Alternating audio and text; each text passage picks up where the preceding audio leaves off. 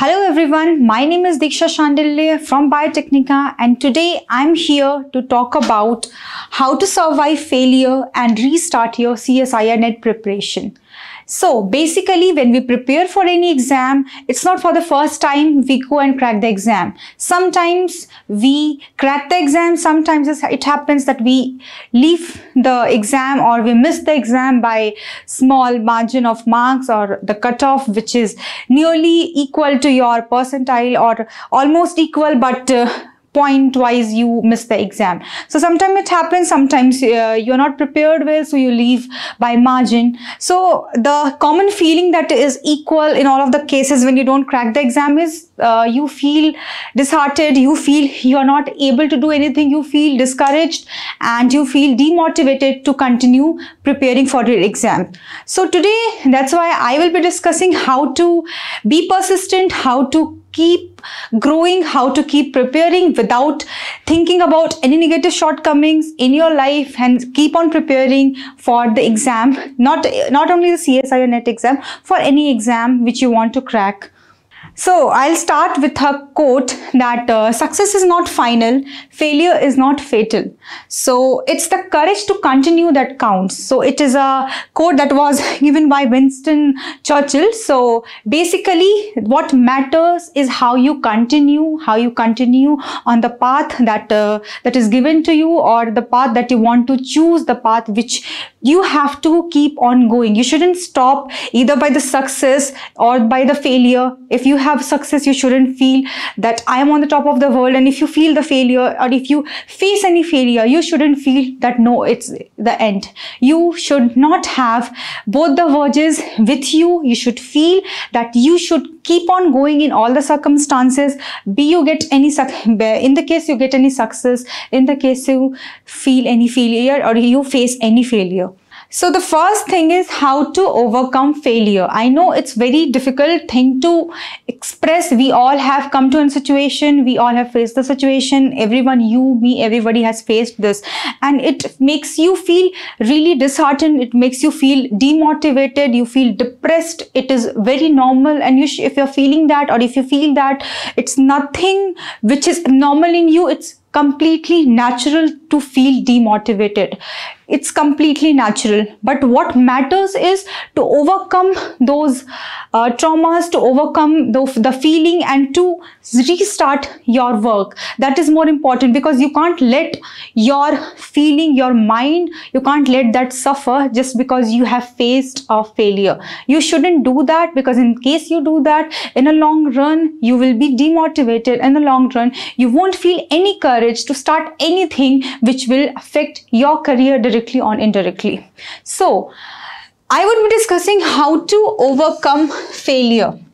So basically, when we talk about failure, it means what you wanted, what exactly you were thinking, what exactly you felt, what exactly you were trying to achieve didn't happen. So basically we count it as failure, be in academic, be in your personal life, be in any life. So failure is something which will grab you, which will make you feel that okay, I am good for nothing. But that time you should just set a back and you should think, you should memorize that what all was it for, and should I stop or should I keep going? Because in case I stop, what else I'm gonna do, or what is the benefit of me standing at a place where people are above me, where people are approaching towards the success, and I'm still here. So if you have that feeling in the mind, if you think that you have to grow, and if you think that nobody is perfect, so in that case only you will have the tendency to grow. If you will feel you are a perfectionist and you faced any failure and you shouldn't continue because you won't be able to, in that case you will keep on trembling. You will not think a way that okay, I should face any success because I was supposed to be a perfectionist, and since I am not a perfectionist, I wouldn't get anything in my life. So one failure is not a deciding factor of your life, and one failure won't decide that what all you are going to achieve in your future, your coming future. So the first thing that is very much required is take a small break.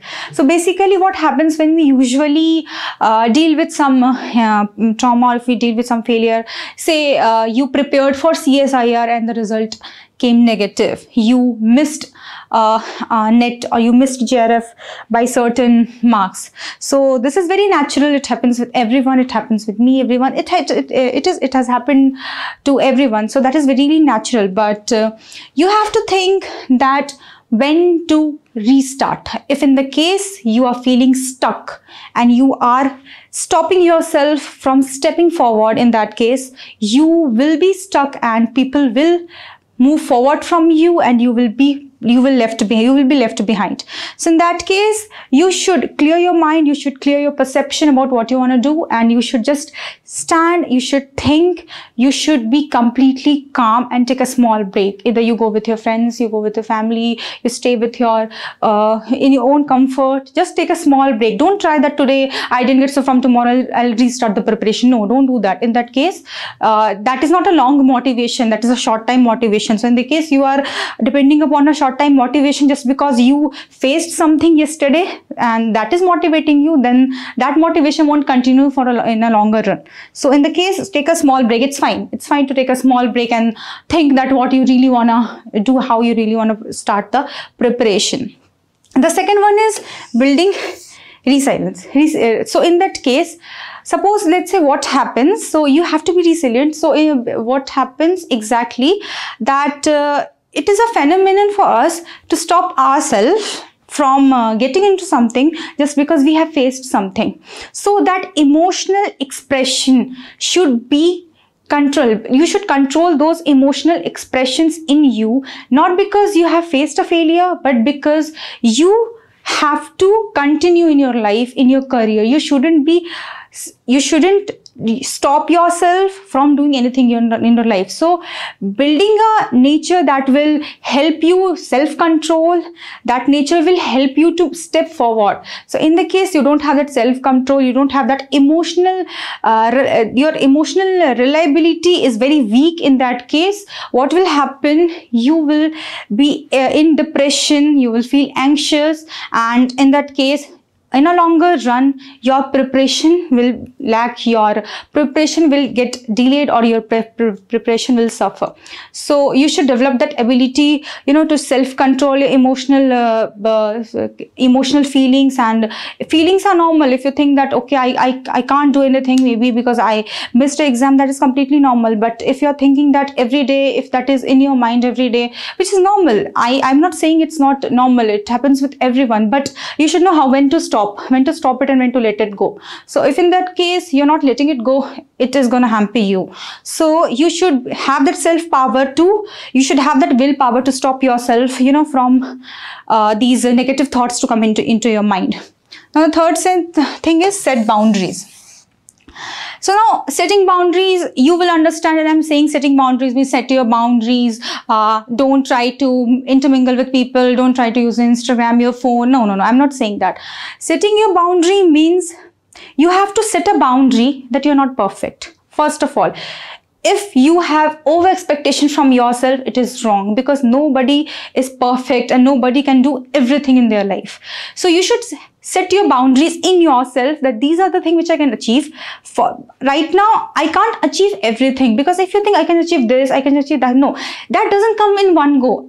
I'm not saying that you should limit yourself, limit your capabilities. No, the capabilities will automatically grow once you will feel that I am capable to do it. So that capability will grow by time to time. So once you will achieve your goal, you will be on a next step. Next step, you achieved your goal, you are on a next step. So firstly, you should set your boundary that what I am doing, why I am doing, and what exactly I need to focus upon.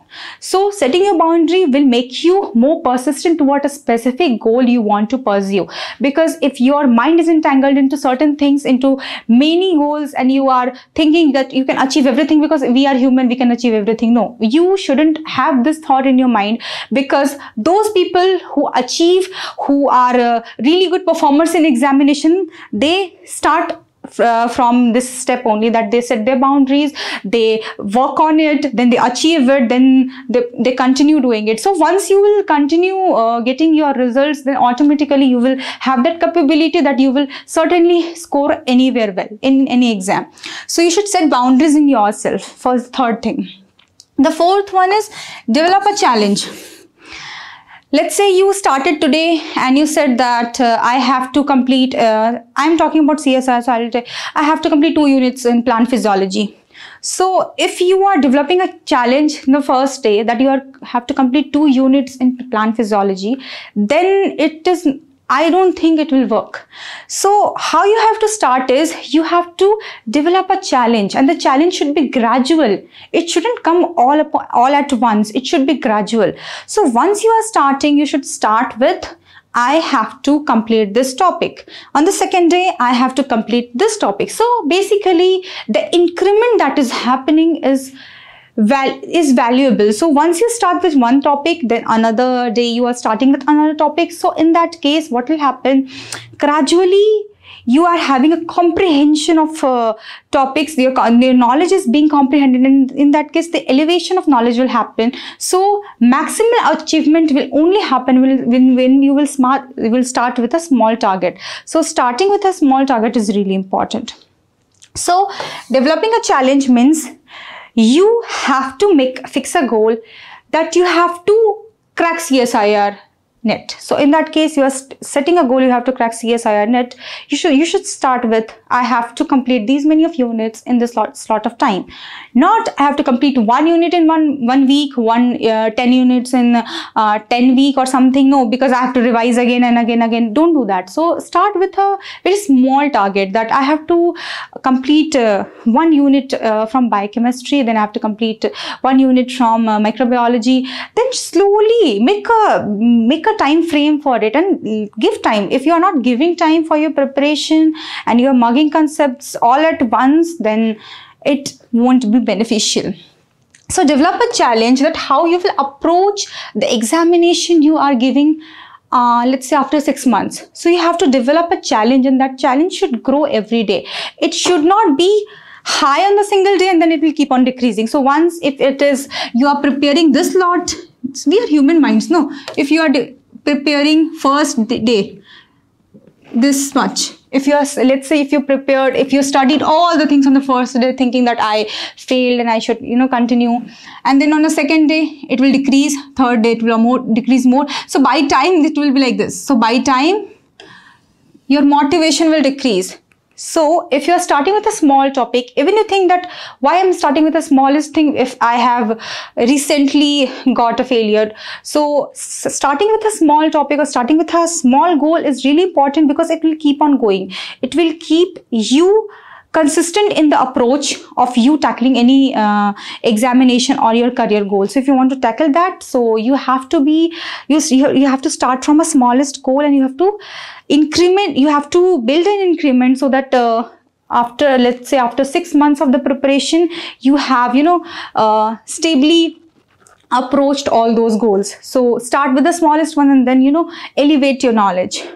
The third one, the last one is nurture persistency. So nurturing persistency means you should be stable every day.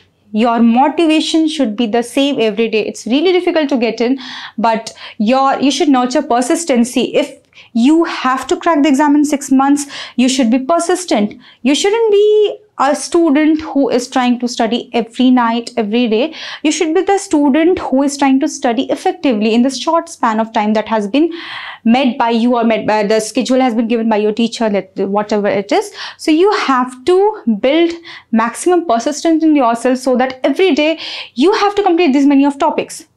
Don't know about the other things, you have to complete these many of topics, and every day you have to reach that range or the target. If you're not reaching that target every day, your persistency level will slow down because motivation won't, if you're not persistent in your own self, you're not consistent, your motivation will eventually go down. So you should nurture persistency, that even if you're studying 2 hours a day, you should not lag in those 2 hours. Shouldn't be 2 hours, 1.5, 1.5 and then gone.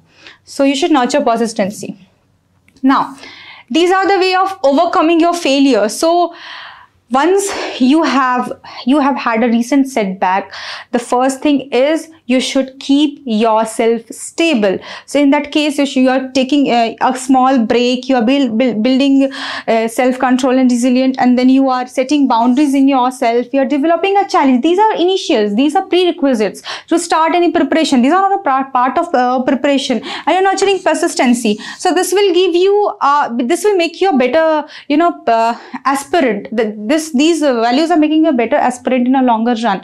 So now you have overcome these failures. Overcoming these failures means you have become a person who now doesn't worry about the failure, who only thinks now that I have to prepare for the examination and I have to succeed. So now how to restart your preparation. So basically now you have sidelined your failure and your demotivation aside, you have kept it aside. So now your first step is to restart the preparation. So now you are back to normal, you are now a positive person, or you have thought that okay, last time it didn't happen but this time I'll surely make it. So in that case, how to restart your preparation, how to get that energy back, how to restart the preparation process, the exam that you want to give, be it CSIR or any examination. So in that case, you should build a thoughtful approach. So building a thoughtful approach means that this examination is for this let's say CSIR NET is for getting your research, meeting your research goals. So just imagine the situation that when you are you are a PhD student, you are becoming a PhD student, or you are pursuing your research, how it is going to help you, because that long-term motivation will right now give you a hint to start. If you're thinking, okay, I just have to crack CSIR, then you are putting CSIR as an end goal. No, you have to think what will happen after CSIR, what will happen after you crack CSIR. So developing a thoughtful approach is very much necessary. So if you develop a thoughtful approach in it, so you will start working towards it with a strong motivation. So you should build a tactical and a thoughtful approach. The second one is prepare a strategy. So now you know your reason to crack CSIR, you know the perks of cracking CSIR. So after that, you have to prepare a strategy. So preparing a strategy not only means that you have to set a timetable, or you have to set how many questions I have to make and how many units I have to cover, what will be the topics that I need to cover. This is not exactly what I'm talking about. Strategy means how to make your mind balance the time you are preparing. So it comprises mind balance as well as it comprises your study needs. So mind balance and study needs both are important while preparing a strategy. So the mind balance is you are preparing your strategy. Doesn't mean that your strategy should include all the units. Your strategy should include all the chapters, all the topics that you should cover the maximum topic, and you should at the end you are sitting and you are forgetting everything. So building a mind balance is really important. You should know that from this unit, these are the only topics which I should touch. I can't touch every topic, so I should touch this many of topics, and I should revise these topics so that I will have a better command on it. So having a mind balance, every day you are taking a small amount of small dose of concepts, and you are revising it every day, and then making a study plan will be effective in a longer run. The second thing is make a timetable. As I said that preparing strategy will ultimately lead to making a timetable. So actually making a timetable is not a big deal, because we have a tendency not to switch to the timetable. So if we make a timetable after 1 week, we are not switching to the timetable. So as I always say, making a timetable doesn't mean that you are waking up at 9 o'clock, studying from 10:30 to 12:30, and then going for breakfast. You shouldn't make this time. The timetable doesn't mean that you have to, minute to minute description of your daily routine. The timetable means that once you wake up, and the time you sleep. In between, how many hours you should devote to the topics concerned and what all topics you have to cover. So every day you are setting a goal in yourself, you are putting sticky notes and you are writing your goals. So this is what my approach is towards making a timetable. So timetable means you have to devote 2 hours for unit 1, 2 hours for unit 13. 1 hour for unit 5 in which you have a better command. So 5 hours I have to spend every day on 3 units. That is enough. So if you have this approach, if you are balancing it, and 1 hour I have to solve PYQ. So this is like making a timetable with the topic concerned that you want to approach. The second one is practice daily. So practicing daily, I have mentioned in that overcoming the how to overcome the failure, you have to nurture persistency. So nurturing the persistency will effectively, if you start yourself if you start every day doing the same thing again and again, a time will come that will be a part of your daily routine. So in that case, even if you're not trying to do that thing, even let's say if you start running today, if you're running for 21 days, 22nd day you'll feel the motivation to run. So that persistency is basically encouraging you to start on the 22nd day. So that persistency won't come in one day, you have to nurture it. So once you nurture that persistency, you will develop the habit of practicing daily. So once you practice daily, every day you're practicing the same thing, you're practicing the concepts, even you are covering the 60% of the syllabus, you are practicing daily will give you good score. So you have to practice daily, because remembering the same thing again and again all the time, even if you miss one examination, you feel that what happened, I only covered 40%, 60% of the syllabus, it didn't happen, I couldn't crack the exam. But in longer run, you will realize those concepts are so important for you and you really worked hard in learning those concepts, and the benefit you will see later. So develop the habit to practice daily, especially in the case of CSIR, because CSIR have a pattern, but they have in the section C, they have a very application based question that is very long paragraph question. So you will be very much confused while you read those questions. It will take a lot of time, and so if you're not practicing daily, that moment you will give the CSIR exam, you will sit, section C will take half of the time of your total exam duration. So once half of the time is gone, which this is very natural, that happens with the students who prepare for CSIR. So once the 50% of your time is gone, 50% of the section B and section A you have. So in that case, you will not be able to approach the questions on a better way. So section B, section C, both are important. Section C has a better weightage, but that doesn't mean that section B should be left. So in that case, you are not practicing daily, you will take a really long time to understand and interpret the questions of section C. So you need to practice daily. The third one is revise. So you would have already understood from the past topics. So every day you are practicing, every day you are notching the same topics, every day you are giving yourself time to study, you are giving time slots to each topics concerned. In that case, you are revising everything. So basically on the 4th day, weekend, 5th day, so weekend, you thought, okay, I have completed these topics, so I should on Saturday, Sunday, Friday, Saturday, Sunday, I'm allotting the time to revise these topics. So revision is really necessary, because if you don't revise, you will definitely understand the concepts, but once the question will come, the 4 A, B, C, D options, you will get confused. You will get confused because the options are really contradictory and confusing. So if you don't have a strong grip upon the concepts, and if you haven't revised, then a small phosphatidylserine versus something else will lead to some other result, and you will take some wrong answers. So in that case, you have to practice and revise daily. So that will make you, compatible to choose the options that are being provided in the CSIR examination. So you have to revise. Now the three things. So these were the part of your study syllabus, your study plan. But except your study plan, developing a nature to prepare an exam is very important. So in that case, you should follow three patterns. So you should surpass, discard and work.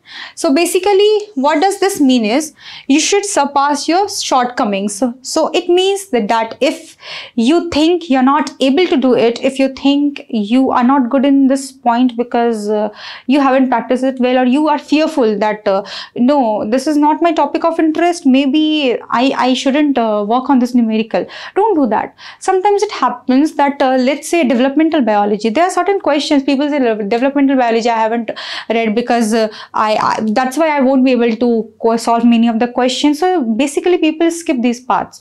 So some of them do who are from basic life science, but mostly I've seen the people from biotech, they'll skip the developmental bio.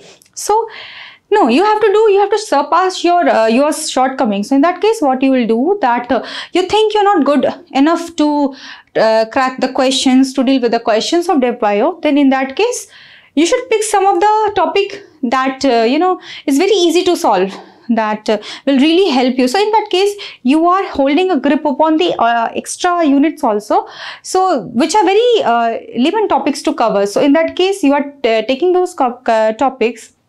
You are really developing a habit that you are working upon the topics out of your syllabus, out of your unit range, because 13 of the 13 unit you can't prepare. So I'm not saying to prepare every unit, but some of the unit, if you think you can work little on it, so that you can at least grab 4 or 5 questions, 2 questions at least, then it will be really helpful. Because sometimes it's not like you are working on you are well prepared in unit 1, that means you will solve all questions of unit 1. It won't happen. Some of the question will stuck your mind, some of the question you won't be able to solve those questions. So having a backup point is very optional. So in that is very necessary. So in that case, you should surpass your shortcomings. So surpassing your shortcomings means that you should stop thinking that you are not able to do this question just because this question doesn't come from your background or your interest. You should leave behind that shortcoming of yourself not thinking that okay, I can't do this. So if you're leaving that behind and you're at least trying a bit forward in looking those approach, it's really necessary, because that approach will be a deciding factor in your examination. So you should surpass all these shortcomings, that I'm not good in mathematics and I can't solve general aptitude question, I'm not good in physio, so I can't solve the question. So you should surpass some of the shortcomings, so that at least one question comes, and if you find that biochemistry, glycolysis, suppose that you're not able to remember the feedback mechanism, so in that case at least you are able to solve a question of plant physiology that will balance your score. So this is very important. The second thing is discard negative thoughts.